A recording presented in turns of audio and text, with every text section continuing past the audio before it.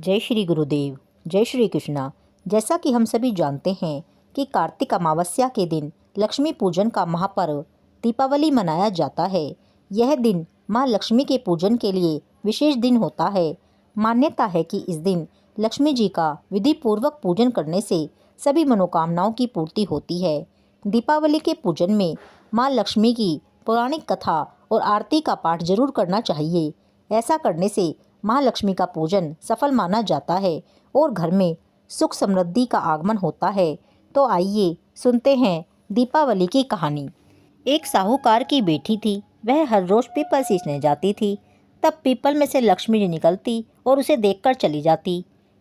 एक दिन लक्ष्मी जी ने साहूकार की बेटी से कहा कि तुम मेरी सहेली बन जा। तब लड़की ने कहा, मैं ऐसे कैसे तेरी सहेली बन जाऊं? मैं अपने पिताजी से पूछकर कल आऊंगी। अगर वह कहेंगे तो मैं तेरी सहेली बन जाऊंगी। अब घर आकर लड़की ने पिताजी से सारी बात कही तो पिताजी बोले, वह तो लक्ष्मी है और अपने को भला क्या चाहिए, जा तू उसकी सहेली बन जा।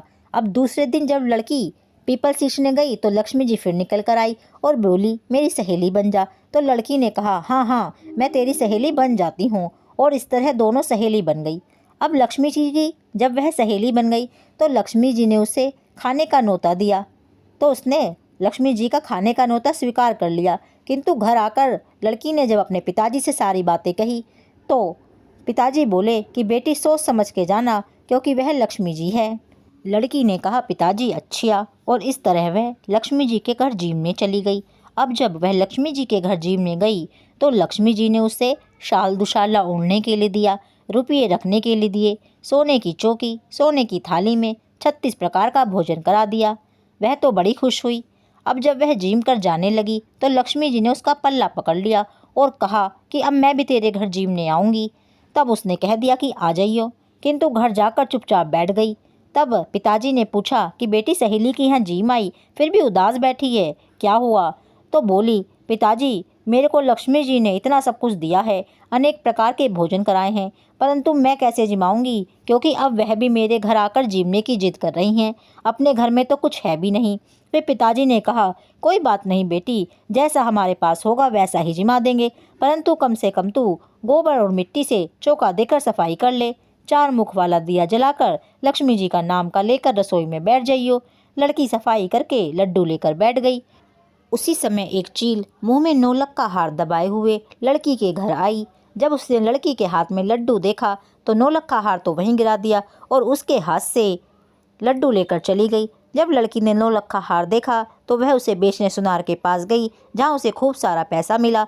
तो उसने सुनार से सोने की चौकी, सोने का थाल, दुशाला, मोहर आदि खरीद ली और 36 प्रकार का भोजन हो जाए इतना सामान खरीद लिया। सारी चीज़ें लाकर बहुत तैयारी कर ली, खूब बढ़िया रसोई बना ली। अब तो वह लक्ष्मी जी का इंतजार करने लगी। थोड़ी देर बाद लक्ष्मी जी आई तो उसने लक्ष्मी जी को कहा, ले सहेली चौकी पर बैठ जा। तो लक्ष्मी जी बोली, सहेली चौकी पर तो मैं राजा रानी के यहाँ भी नहीं बैठती। तो बोली, बेशक तू ना बैठती हो, लेकिन तू मेरी सहेली है, मेरे यहाँ तो तुझे बैठना ही पड़ेगा, वरना मेरे पिताजी भी क्या सोचेंगे कि कैसी सहेली है जो चौकी पर तो बैठती नहीं, फिर भला क्या जीमेगी। ऐसी बात सुनकर लक्ष्मी जी उसकी चौकी पर बैठ गई। अब तो उसने खाना परोसा तो लक्ष्मी जी ने खूब अच्छे से खाया। तब उसकी खातिरदारी और उसके भोजन से लक्ष्मी जी खूब प्रसन्न हुई और उसके घर में खूब रुपया पैसा धन लक्ष्मी की बरसात कर दी। इस तरह साहूकार के घर किसी चीज की कोई कमी नहीं रही और उसके भंडारे भरते चले गए। हे माँ लक्ष्मी, जैसे आप साहूकार की बेटी पर प्रसन्न हुई वैसे ही हम पर प्रसन्न होना। जो कोई भी आपकी कथा पढ़े, आपका पूजन करे, आप उस पर अपनी कृपा खूब बरसाना, सबकी मनोकामना पूर्ण करना, सबका दारिद्र्य दूर करना। जय माँ लक्ष्मी। जय श्री राधे, जय श्री कृष्णा।